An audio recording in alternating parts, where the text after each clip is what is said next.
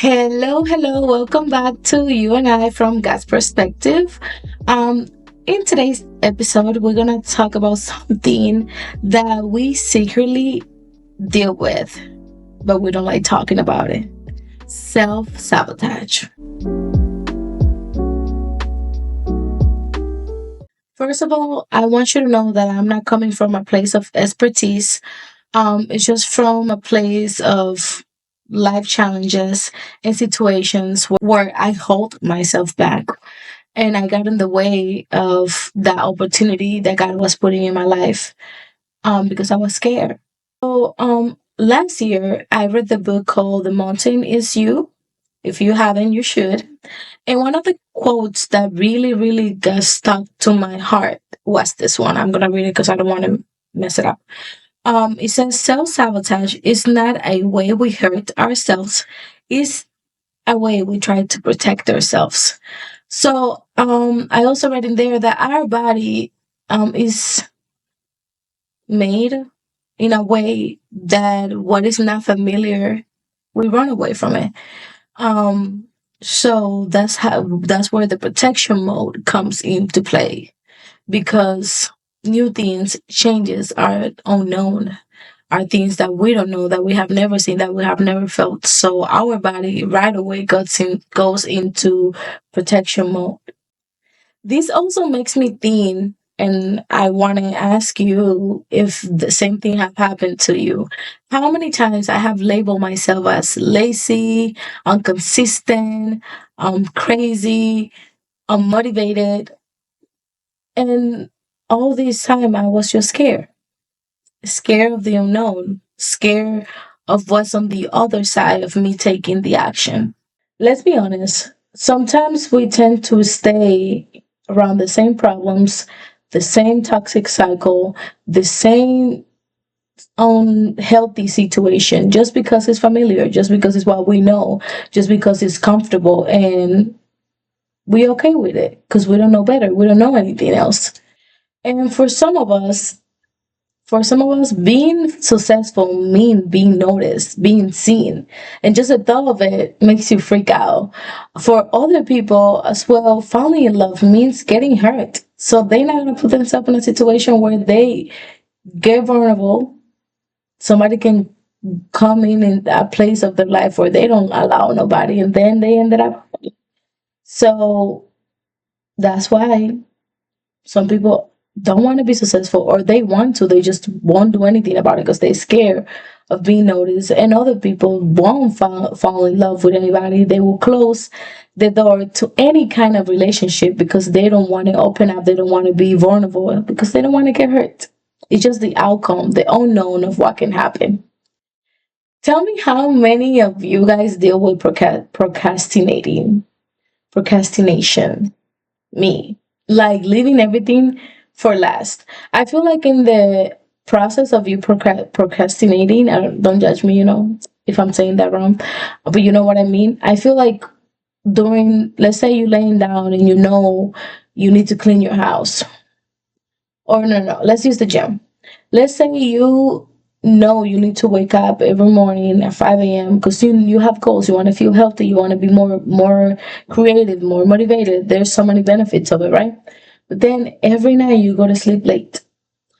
Then when you hear the alarm, you don't wake up. You wake up, but you stay in the bed. And then you're like, okay, maybe 6 more minutes. Have you ever been in bed for 2, 3 hours knowing that you have to get up to go to work, that you have to get up to go to the gym, that you have to get up? So it's just a way of protecting yourself from failing.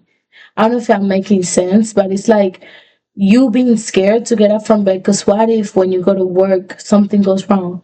You being scared, you not wanting to get up because you were scared. What if you go to the gym but you don't see no results? Sometimes we tell ourselves that we're not ready, but deep down we know that we are. We just want to stay safe and comfortable. I want you to know that you are not lazy. What you're experiencing right now is not laziness. It's just fear dressed up in comfort. It's just the fear of not feeling safe, of feeling uncomfortable, even if that means you are on the right way to grow. And now I want to ask you a question. And because it's me and you, nobody else is here, I need you to answer that to yourself. Have you ever felt uncomfortable watching somebody's success? Have somebody's success ever bother you? Have you found yourself scrolling through social media and instead of feeling inspired, you feel angry? It bothers you. The jealousy, the comparison, it's just a way of your body telling you, I want that too. Why are you not doing something about it? That anger that you think you get towards other people is not towards others, it's towards yourself because you know you have what it takes. It's the same thing when you get angry that people that don't have what it takes succeed because they have consistency. So you get annoyed at them, but you're not getting annoyed at them. You just know you should be the one. You should be doing it, but they have what it takes. They not trying to get in the way of their success. They're not trying to self-sabotage themselves. So instead of we getting up and start doing something about it, we self-sabotage ourselves. We start telling ourselves, oh, I'm not gonna be able to do it. Oh, they got it easy. Oh, they have money, or they have friends, or they know people. I'm not gonna be able to. I'm gonna fail. The minute I tried it and I failed. And there's this story that I want to share with you guys that I don't know if it's real, but it's about a man that he wanted to build the biggest cruise ever that had anything that you will need in a cruise. And he applied to 69 banks so he can get a loan. He tried 69 times and he got denied 69 times.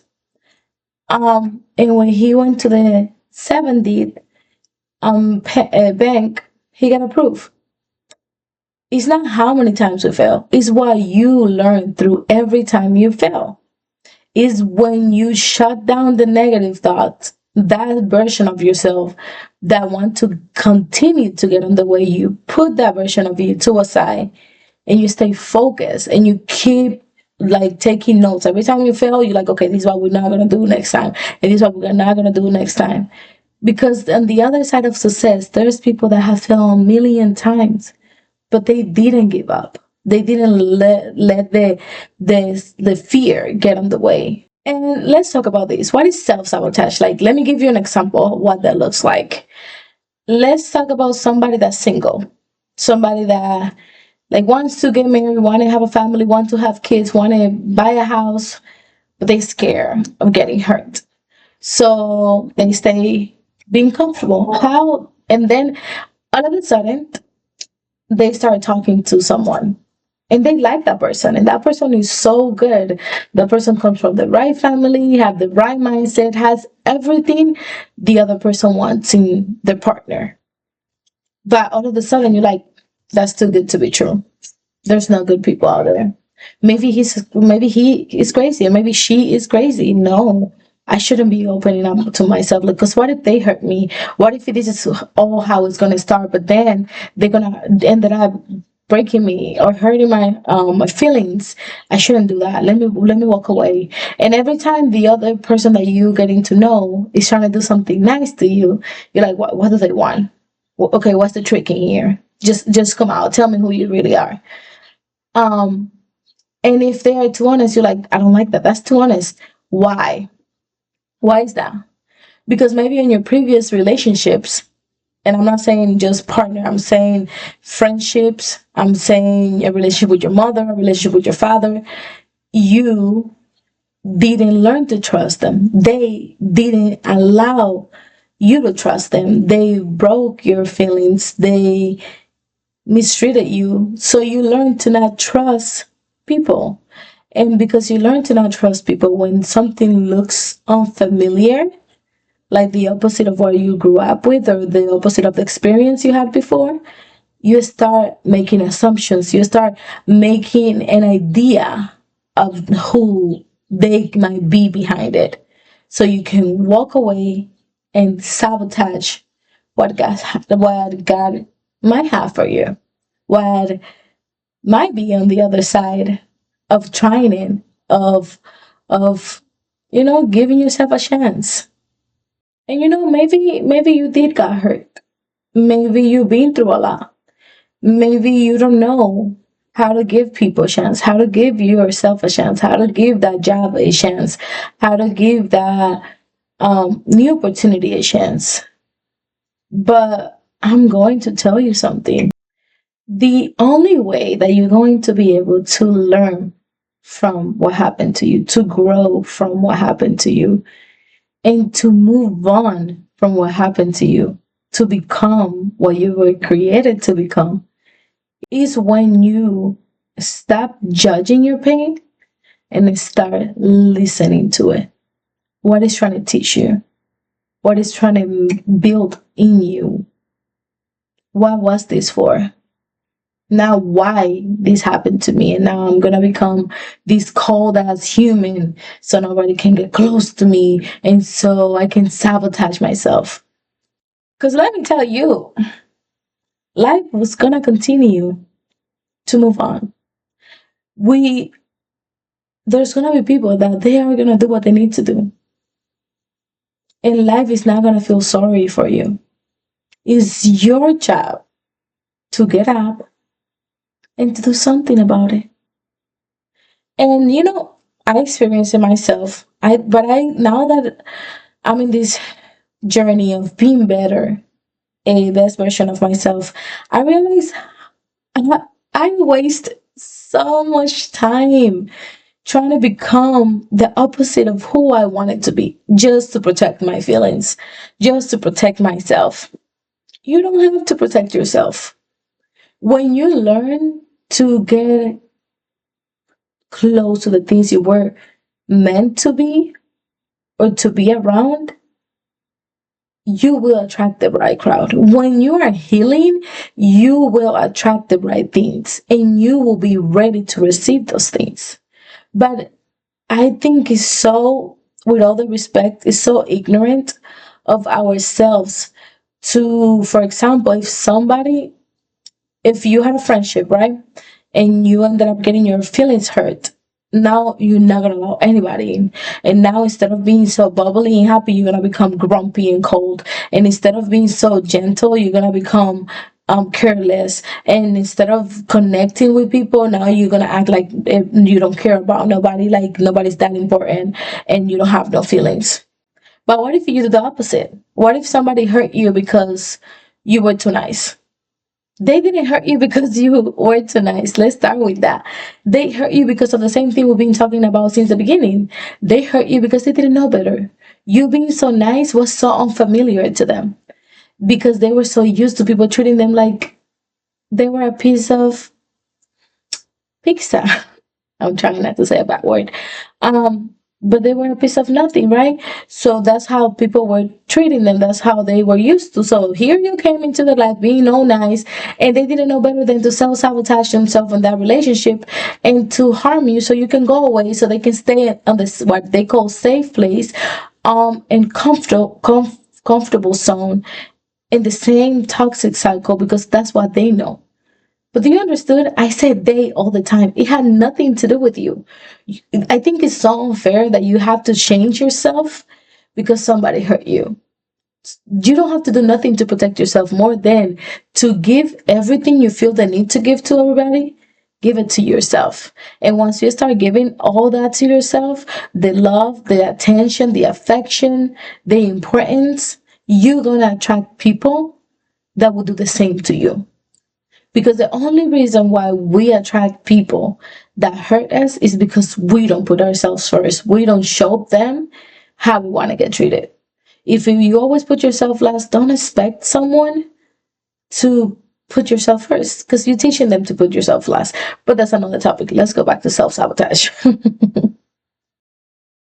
So it's about time for you and me to glow up, for you and me to open our arms to all the things that we deserve and to take good care of it. And when I mean glowing up, I don't mean you doing the most or go glowing up so you can be noticed, so somebody can give you an approval. No, when you glow up for you and for what you deserve, you're looking for peace, not for attention. So, note that. Glowing up the right way is not about you needing the validation from nobody, because you already have your own. You don't need nobody to clap for you because you already clap for yourself. You don't need nobody to give you an approval because you already approved yourself and you know you are enough. And let me say this with a lot of love.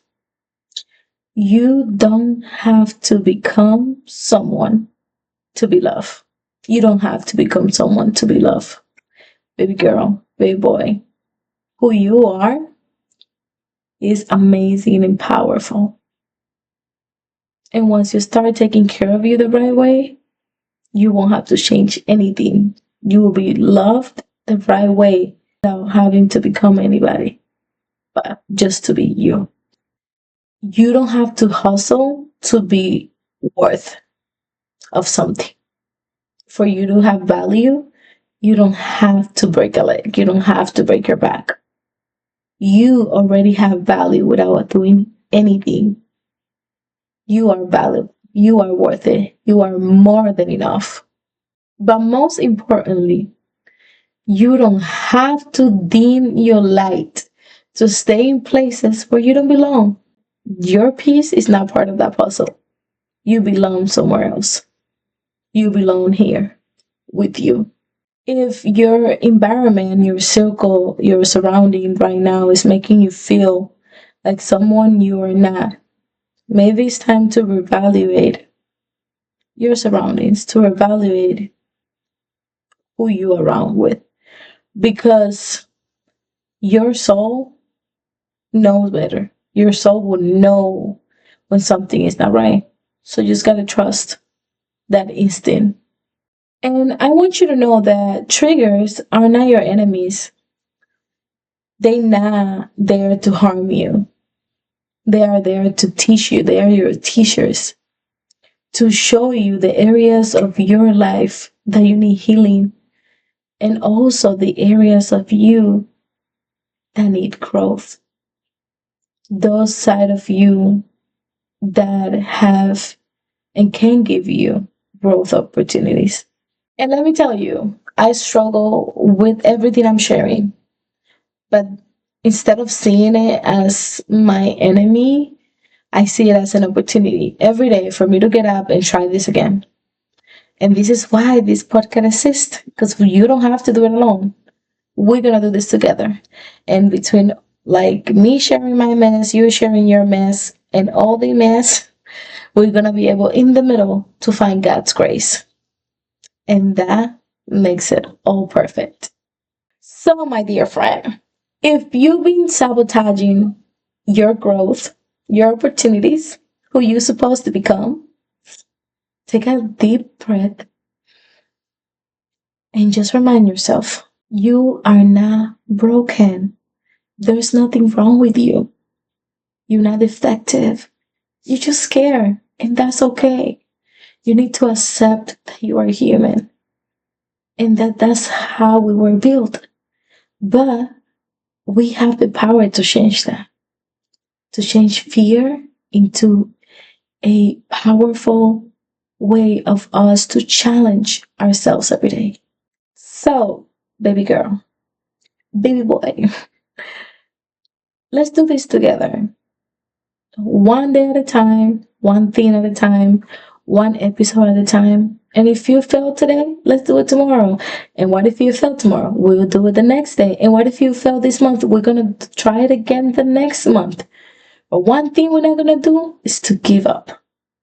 So if this episode spoke to your life, if this touched you in a way that you want to start doing what you know you deserve to do, or if somebody came to your mind while you were watching this, share it. Share it with others. Share it on your social media, because The point of all of this is for us to know that we can do it together, that we are not alone on this journey of trying to find ourselves, trying to discover who we are and what we're here for, right? Also, down below, I'm gonna put my Instagram, the podcast Instagram, my email. If you feel like you want to share something you're currently struggling with self sabotage, you don't have to do it alone. You can reach out to me. If you have a story that you would like to share as well, you can reach out to me. Again, we just want to build a space where we can become eventually the best version of ourselves. This is you and I from God's perspective. Until the next episode.